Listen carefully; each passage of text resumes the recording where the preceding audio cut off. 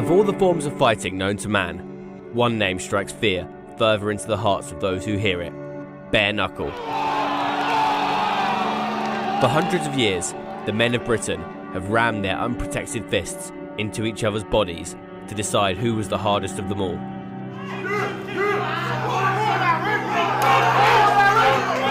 From noblemen to travellers to family men and gangsters, being a bare-knuckle fighter is something that marks you out from the rest of society. It's a thoroughly British blood sport that gradually sank further into the criminal underground as the rest of society became more civilised. It's a sport of legend, honour and astonishing violence. Bare-knuckle fighting is a world that most people think they understand, but few have actually seen. Now, a number of fighters and promoters are trying to take it into the mainstream, setting up the most anticipated bare-knuckle fight in over 150 years: America versus Britain. And I wanted to know if the sport can ever truly take itself out of its underground past.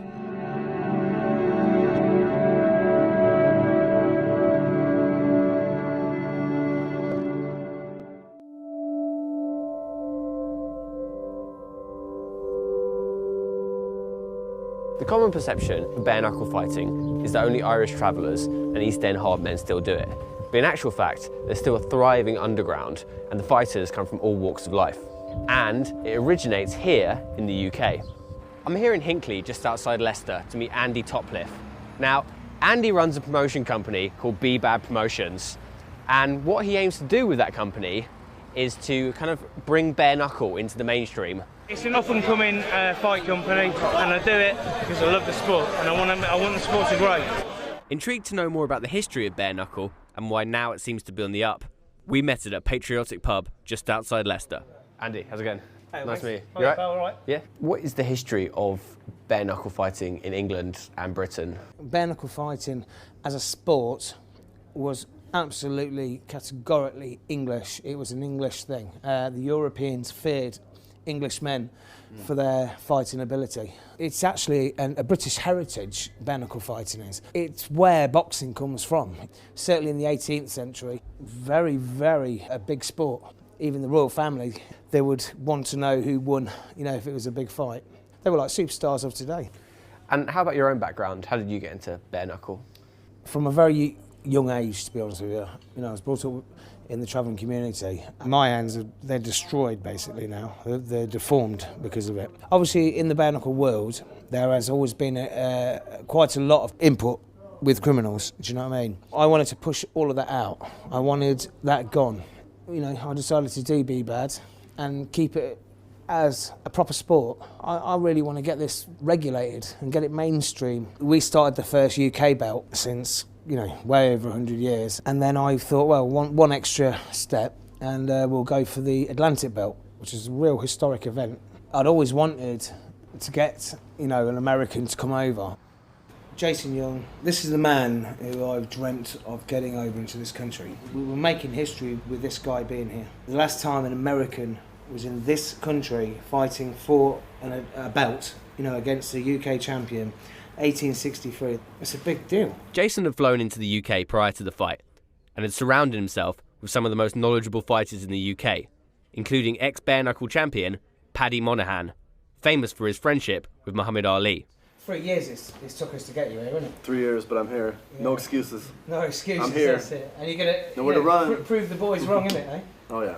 But he couldn't stick around for long, as he was off to Wing Chun Grandmaster Samuel Kwok's martial arts retreat in Blackpool, a man who apparently once trained with Bruce Lee.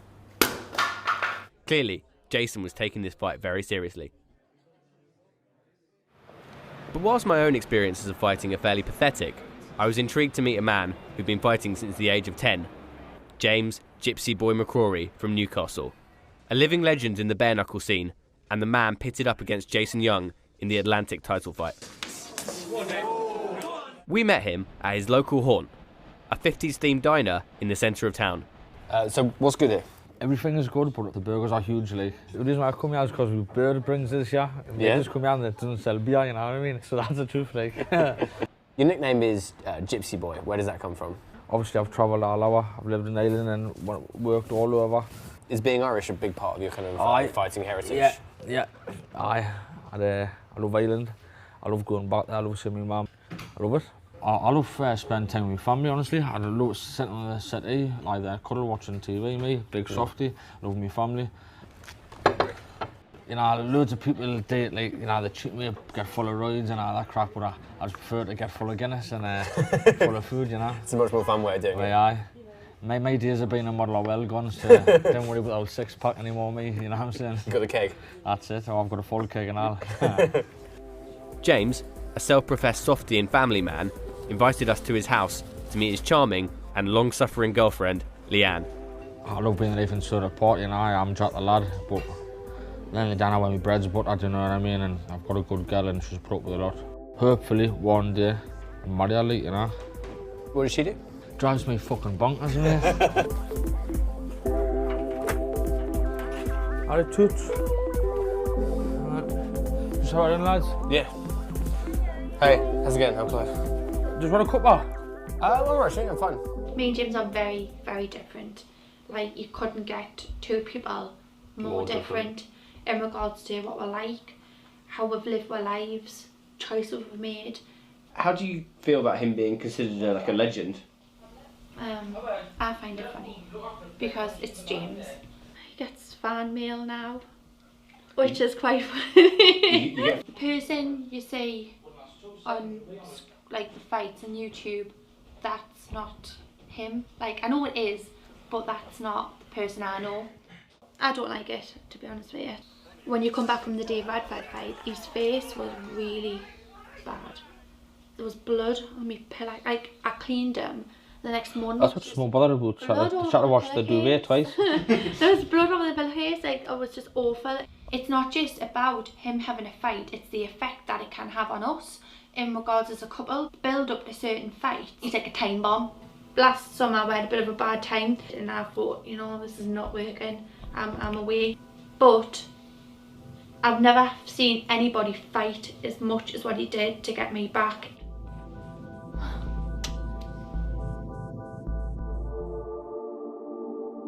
Having learned about the origins of bare knuckle and spent time with some of the biggest names in the game, it was time to see it in the flesh.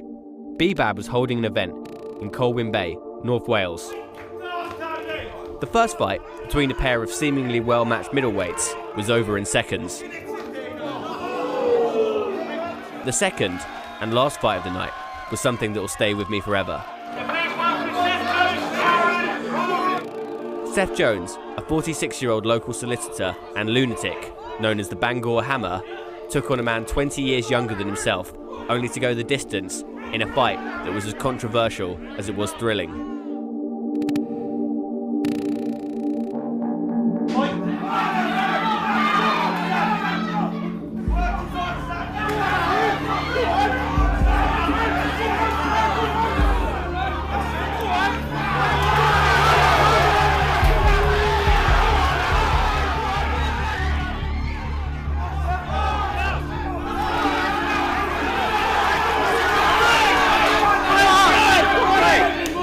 The solicitor was bending the rules somewhat. Stab me when you know it was fun. Give up now, son!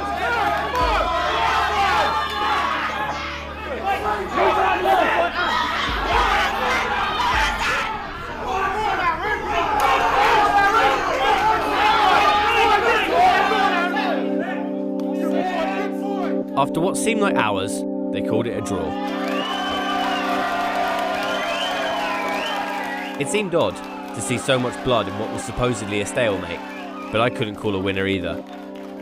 Seth seemed like he'd taken more abuse, but Aaron looked exhausted. It was my first fight, put myself forwards for it when I saw it on the internet for a 13-stone fighter. How does it feel fighting someone who's 20 years older than you? Don't really matter, I've had street fights with older people since I've been young, you know what I mean? Used to get in trouble fighting and all that lot. Do you think it'll make you a more peaceful person? Yeah, I'm peaceful anyway. But you also get in a lot of street fights. How does that kind of Well, I work used to out? get in street fights when I was younger because I used to hang around with the wrong crowd. My genuine was going a bit too much. Now I know how it feels, I can control it a little bit more, I think, in my next fight. I couldn't see out of my left eye, I got poked in it.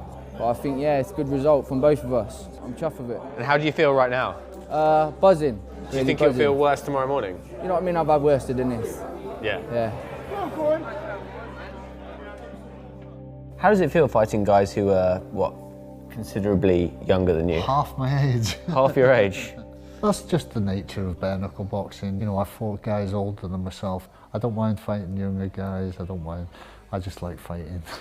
Do you fight in the streets? No, them days. I used to have a lot of fights when I was younger, built up a bit of a reputation in the area, but it was a huge mistake in my life. Being a bit of a thug to being a bit of a drug smuggler to going to prison, and then I realised, you know, this is not the life, and so I decided to go back to school and studied law.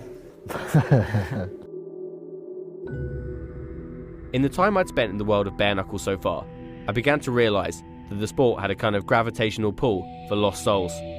Many of the guys we'd spoken to seemed to be people who'd made bad decisions in life, and perhaps in bare knuckle they'd found a way to utilise their talents, which happened to lay in a realm that normal society finds barbaric. However, I wondered if organised violence was a cure or a symptom for angry young men. James Lambert.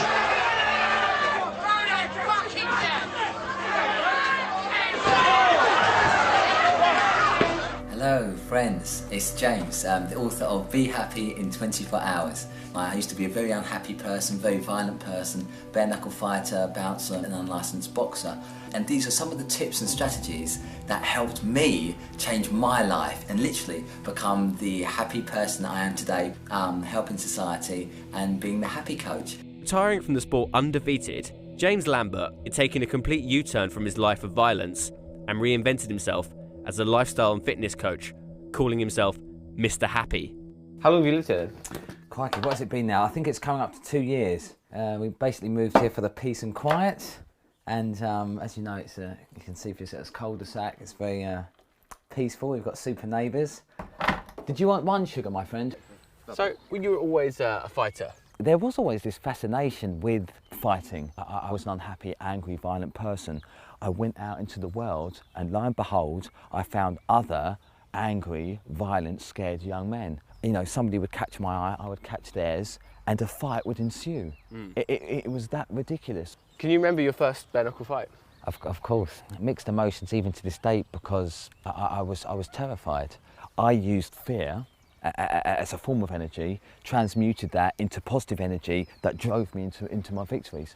But again, I found it very empty. When I got home, I was still left with my problems, not just outside, but in my mind. So the fight did nothing to make me happy. And did you know other fighters who felt similarly?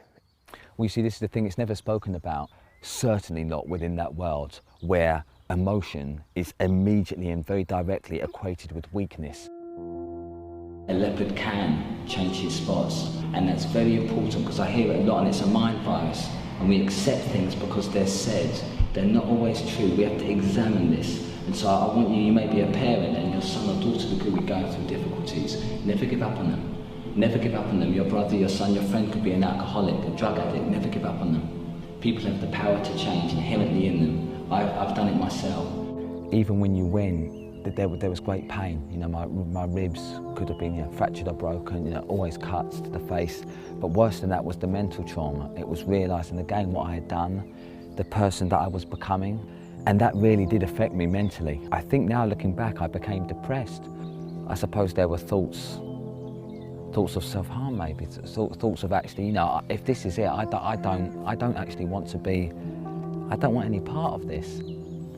And that was actually profoundly upsetting for me, and I felt terrible. So that was actually a pretty low evening, and I'd like to say it was the last, but that did happen a lot. James had removed everything that would remind him of his past life as a violent young man, apart from a punch bag which still hangs in the garage where he coaches his clients. Do you still hit the bag?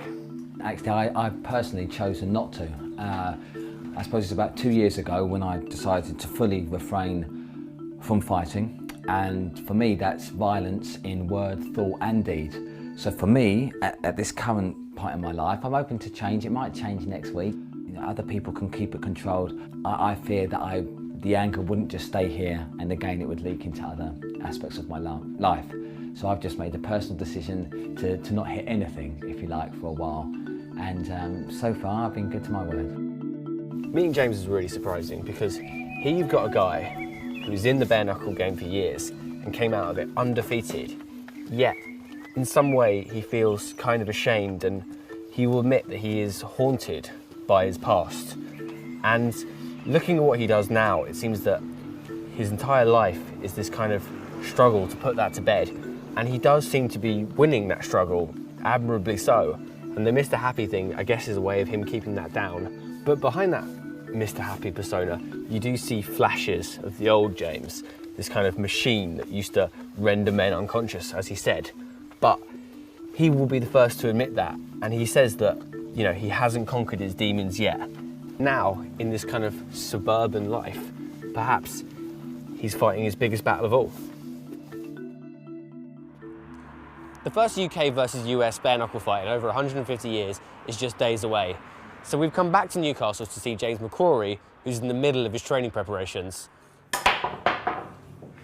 Get in, weights down. Like all my opponents, you've got to give them the chance at the start, you know what I mean?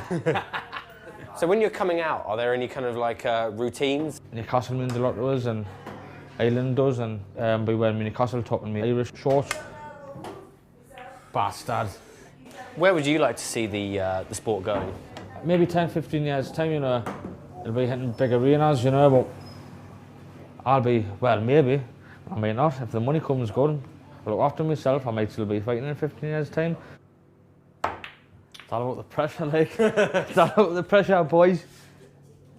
So I can handle it now, innit? Thrive under pressure. Woo! Cheers, mate. Thank you. Can you explain to me what it's like in the pit? It's only like 3 bales a here, by this way, 3 bales here this way, and you're taking 2 steps, you know, into the centre, and then you're there, you know. I'd be like faking with a job or moving my hand about, you know what I mean? If you can like establish your job, it's a good thing, you know what I mean? And then like obviously you get the 1, 2, and you know what I mean? And then, you know, obviously you're going to move your head a bit, you know, what I'd be trying to do if someone's jobbing me, you know. And then just like maybe just come and doing a bit, or come up to the centre and bang, bring a body shot in. And honestly, I'd much rather hit me with 10 in the jaw than 1 good one there, you know, because it really hurts. How does it feel when you get one of those there? I can't even describe it, mate.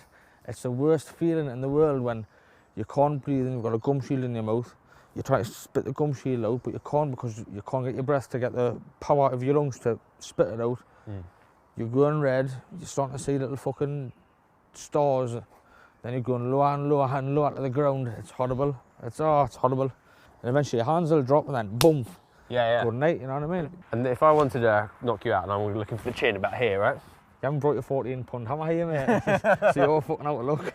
You mentioned being punch drunk earlier. Do you think you could have like a wake-up call at all? You know, I've had some great nights with the boxing and with the bare knuckle. If I wasn't so brain damaged, I could tell you them all, you know what I mean? Do you worry it might affect your memories of your family in those kind of important moments and what have you?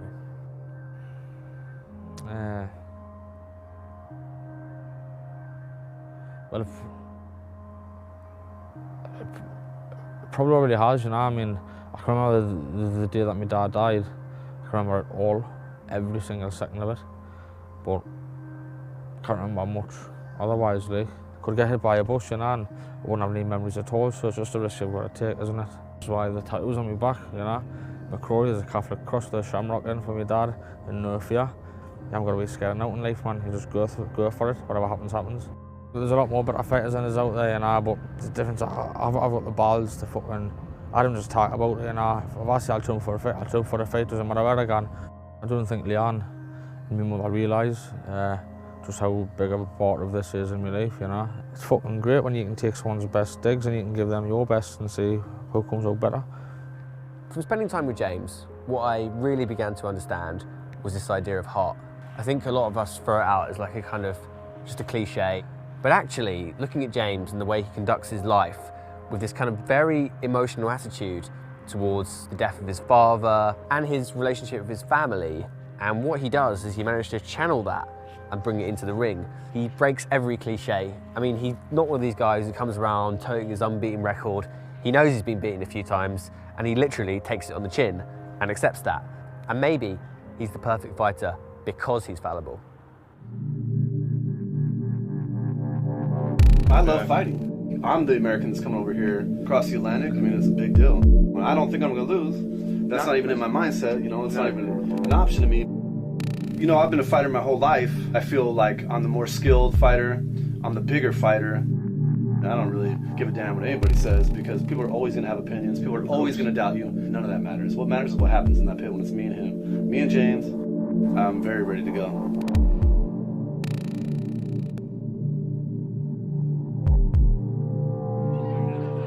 It was the bare knuckle extravaganza down in South London. The US versus UK transatlantic showdown, the biggest bare knuckle fight in recent history. 2 champions, one from America, one from the UK, who fights for this belt. It's 1863, and this belt is But before the title fight, we were treated to a few other tear-ups in the build-up to the main event. It was a festival of physical abuse. blood, guts, glory. I want to see people going for it.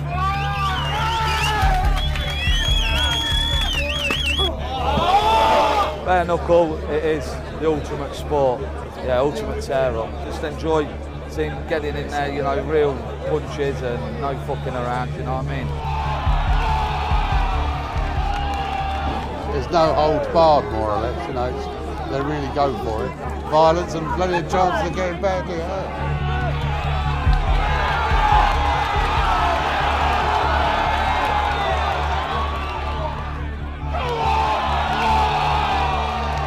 Fucking good buzz, you know what I mean? It's one of the best buzzes I've ever had, you know what I mean? Like, it's up there with sexy friendly.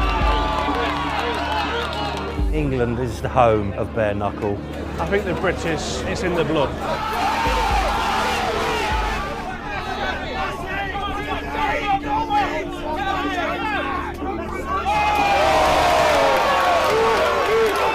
We're hard, ain't we? You know what I mean? Fuck the fucking rest of the world. Salt Lake City, Utah. I'm here for Jason the Machine Gun Young, USA. Jason the Machine Gun Young, fighting for the Atlantic Heavyweight title against the UK champ, James Juicy Boy McCrory, and I'm ready to kick his ass. Jason was everything you'd expect an American fighter to be. Brash, verbose, and massively patriotic. He'd even referred to himself as the bald eagle on a few occasions. Unfortunately, today's bare knuckle boxers are mostly just boxers. I bring a different style. For me, it's natural. I tune everything else out, the crowd, the noise, the cameras, everything, and just focus on my opponent. Just in the zone. I'm the first American to come over here since 1863 and fight for the title, so there's much more pressure on him. Because I'm the unknown, I'm coming from the United States, we have a huge advantage. It was 10 o'clock, the scheduled time for the fight, but James was still nowhere to be seen. Rumours that he was refusing to come down were spreading throughout the crowd.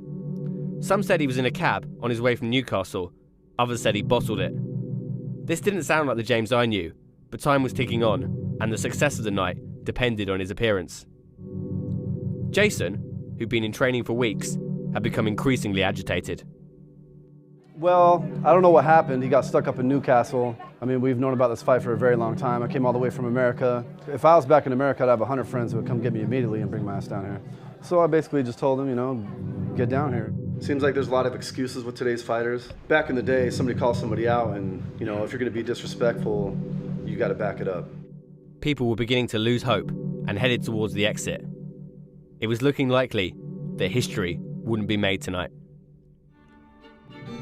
And suddenly, like the angel of the north, he rose. James McCrory, a few stones heavier, a few inches to his beard, and wearing a Newcastle football shirt, had arrived. Looking slightly bleary-eyed, he had fallen asleep for the entire cab journey. But was he too tired, too full of Guinness, to take on the machine gun?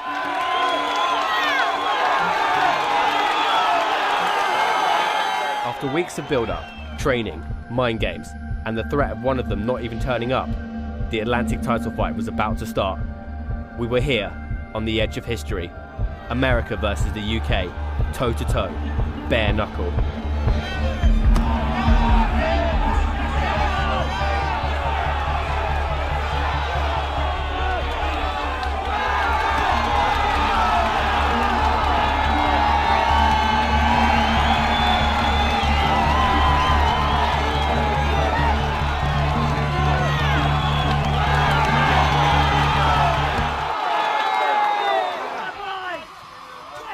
As the machine gun's fist hammered down on the struggling gypsy boy, it seemed that the title might be heading across the Atlantic.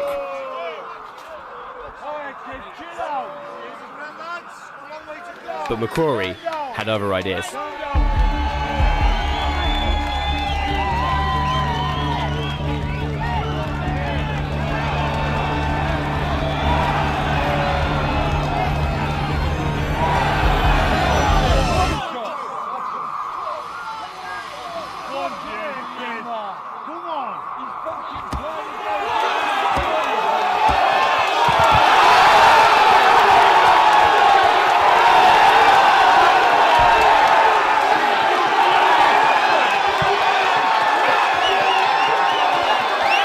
And he'd done it.